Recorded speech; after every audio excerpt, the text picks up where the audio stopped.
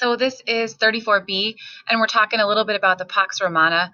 So Rome, through Caesar Augustus and then later emperor, supported the growth of business and a monetary system. You know, the coins inscribed with Caesar's profile or Caesar's face were distributed to all the Roman provinces, including in Judea. You know, when the religious leaders bring to Jesus a coin and they said, should we give this to Caesar or should we give this to the temple, to God?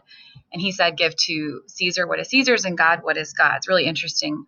Police and fire departments were organized in Rome, and the emperors were worshipped as gods and allowed to choose their successors. I have a little article to give you about that from the Archaeological Study Bible.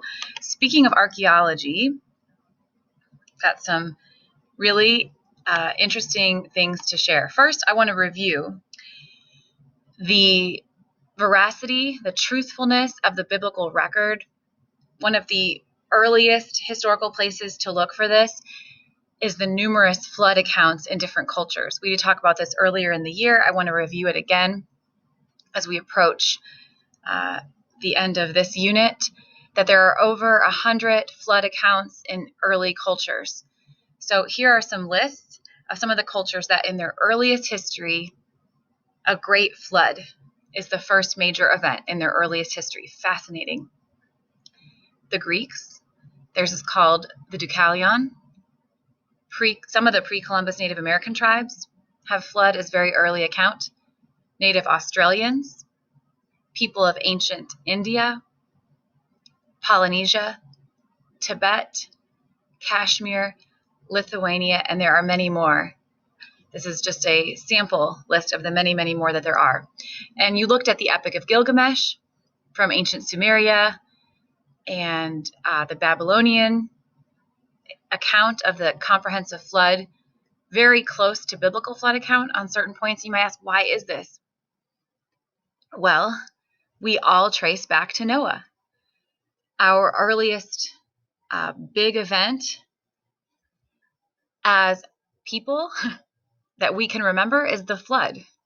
And so these early histories track that, because even though people spread out and after Babel and the languages were confused, people moved north and east and west and south, still, when they were talking to their children and their grandchildren about early history, there was this echo, this memory, and this writing. We have all these written accounts of a great flood because of this common ancestor that we have. Really, really fascinating. And something else is excavation itself, archaeology. So excavation at old Sumerian cities, including Ur, Kish, and other sites, reveal this weird, extensive inundation, which is a fancy word for flood. And here is how the archaeological dig reveals that.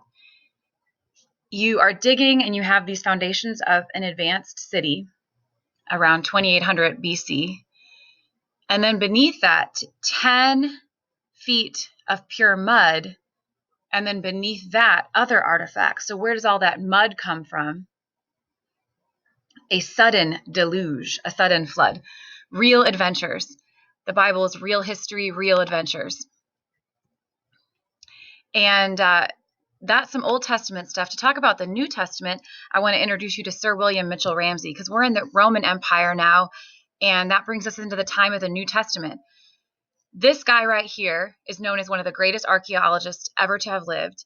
And at first, as you know, a modern man, he was skeptical of the book of Acts as history. He was like, oh, this is a religious book. This isn't trustworthy. I can't use this in my historical research. And it just kind of weighed on him that he wasn't being open-minded about it. So eventually, he felt that to have integrity as an archaeologist, he at least needed to look into what Dr. Luke recorded in Acts as history. And as he went and traced all the different cities in the Judean and regions of Turkey, North Africa, that are recorded in Acts, Greece, he observed meticulous accuracy of historical details. All the cities were exactly where they were supposed to be. The leaders were who was leading at that time. It was all very, very accurate, very factual, very careful. And the more that he studied, when he studied all of Acts, and then he also studied the Gospel of Luke, this skeptic felt compelled to conclude that Luke is a historian of the first rank. That Luke, Dr. Luke, the author of the Gospel, Luke, and Acts, should be placed with the very greatest of historians.